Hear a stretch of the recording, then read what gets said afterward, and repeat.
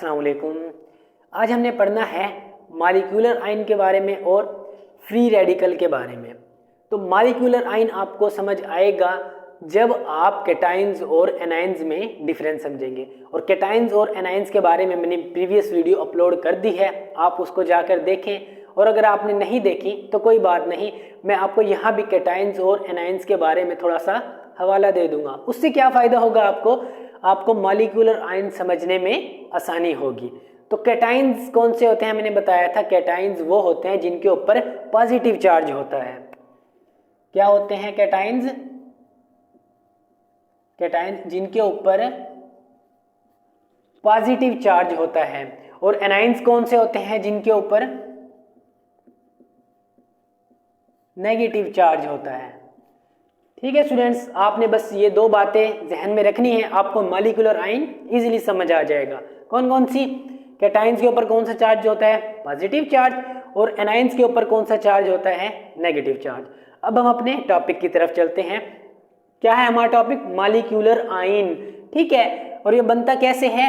It forms when molecule loses और gains electrons. जब कोई भी मॉलिक्यूल एक इलेक्ट्रॉन देगा या एक्सेप्ट करेगा, गेन करेगा, तो क्या बना देगा? मॉलिक्यूलर आयन बना देगा, जिसके ऊपर क्या होगा? या तो पॉजिटिव चार्ज होगा या नेगेटिव चार्ज होगा। अब पॉजिटिव चार्ज वाले मॉलिक्यूलर आयन को क्या कहेंगे और नेगेटिव चार्ज वाले मॉलिक्यूलर आयन को क्या कहेंगे, देख लेते हैं। अब देखें मॉलिक्यूलर आयन कितने टाइप्स के होते हैं। एक तो होते हैं कैटाइनिक मॉलिक्यूलर आयन, ठीक है, और दूसरे कौन से होते हैं? Anionic molecular ions. नाम से ही जाहिर है कैटाइंस, ठीक है, जिनके ऊपर कौन सा चार्ज होगा? पॉजिटिव चार्ज होगा। और एनायनिक मॉलिक्यूलर आयन किससे मिलते जुलते हैं? एनायन से, तो इनके ऊपर कौन सा चार्ज होगा? नेगेटिव चार्ज होगा। तो देख लेते हैं वन बाय वन। सबसे पहले हम देख लेते हैं कैटाइनिक मॉलिक्यूलर आयंस। ठीक है स्टूडेंट्स, जैसे मैंने आपको बताया है कैटाइंस कौन सा चार्ज होता है? पॉजिटिव, तो इनके ऊपर भी क्या चार्ज होगा? Positive charge, carry positive charge. ठीक है, अब इनके एग्जाम्पल में हम क्या ले लेते हैं? CH4 positive, N2 positive. ठीक है स्टूडेंट्स, ये क्या था? Cationic molecular ion. अब एनायनिक मॉलिक्यूलर आयन के ऊपर कौन सा चार्ज होगा? Negative charge. ठीक है, कैरी नेगेटिव चार्ज।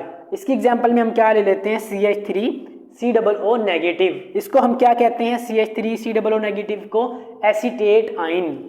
क्या कहते हैं हम इसको? Acetate ion.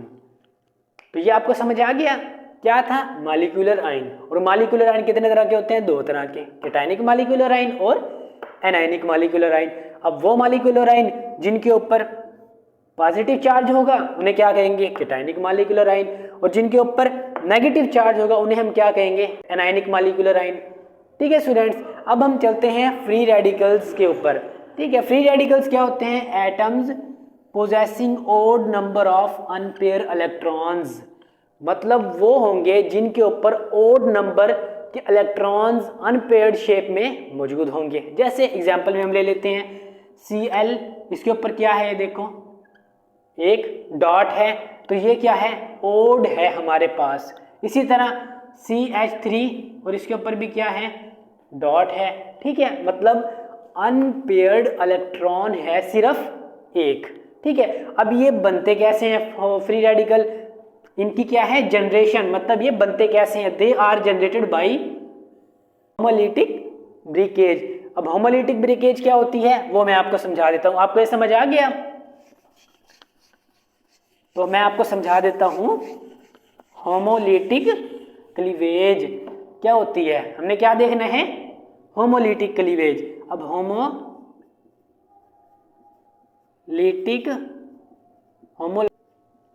ब्रेकेज। ठीक है, अब ये होती कैसे है? सपोज कर लेते हैं, ये देखें मेरे पास एक पॉइंटर है। ठीक है, अब मैं इसको अगर दरमियान से तोड़ दूं तो इसका आधा हिस्सा इस साइड पे आ जाएगा और आधा हिस्सा इस साइड पे आ जाएगा। तो ये क्या हुई? होमोलिटिक, मतलब इक्वल क्लीवेज हुई, इक्वल हिस्सा एक दूसरे में डिवाइड हो जाएगा। समझ आ गई? जैसे ये देखें, सपोज कर लेते हैं ये एक मॉलिक्यूल है। तो इसमें होमोलिटिक ब्रेकेज कैसे होगी? देखें बॉन्ड कैसे बनता है, 2 इलेक्ट्रॉन से, एक इलेक्ट्रॉन यहाँ और दूसरा इलेक्ट्रॉन यहाँ। तो अब ये जब बॉन्ड ब्रेक होगा होमोलिटिक क्लीवेज के जरिए, कैसे? ये एक इलेक्ट्रॉन इसका इस पे आ जाएगा और ये इलेक्ट्रॉन बी पे आ जाएगा। तो ए के ऊपर कितना होगा? सिर्फ एक इलेक्ट्रॉन, और बी के ऊपर भी कौन सा आ जाएगा? सिर्फ बी इलेक्ट्रॉन। तो ये क्या हो गई? Homolytic cleavage. तो इसी तरह मैंने आपको एग्जांपल से समझाया है क्लोरीन, ठीक है, Cl2 का मॉलिक्यूल है। तो यहां से क्या हुआ? एक इलेक्ट्रॉन यहाँ, एक इलेक्ट्रॉन यहाँ, ठीक है, एक होमोलिटिक क्लीवेज के जरिए यहाँ आ जाएगा और एक इस क्लोरीन के ऊपर। तो कितने क्लोरीन के मॉलिक्यूल्स बन गए? 2 क्लोरीन के मॉलिक्यूल्स बन गए जिनके ऊपर इलेक्ट्रॉन मौजूद है। इसी तरह हम देख लेते हैं मीथेन का मॉलिक्यूल, ठीक है। ये कैसे हुआ? देखें CH3 और एक हाइड्रोजन मैं इसका ओपन करके लिख देता हूं, ठीक है। तो अब ये कैसे होगा? एक इलेक्ट्रॉन यहाँ पे है, एक इलेक्ट्रॉन यहाँ पे है। तो ये कैसे होगा? एक इलेक्ट्रॉन इसके ऊपर चला जाएगा कार्बन के ऊपर और एक इलेक्ट्रॉन हाइड्रोजन के ऊपर आ जाए। क्लीवेज हो गई, कौन सी? Homolytic cleavage. तो यहां से एक और number of unpaired electron carbon के ऊपर आ गया, एक और अनपेयर्ड इलेक्ट्रॉन हाइड्रोजन के ऊपर आ गया। तो ये क्या थी? Homolytic breakage.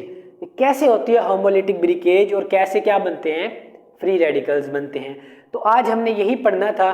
क्या पढ़ना था? मॉलिक्यूलर आयंस के बारे में, और हमने क्या पढ़ना था? फ्री रेडिकल्स के बारे में और कैसे जनरेट होते हैं। आई होप आपको समझ आया होगा, और अगर आपको फिर भी कहीं से कोई पार्ट समझ नहीं आया तो आप कमेंट करके लाजमी बताएं।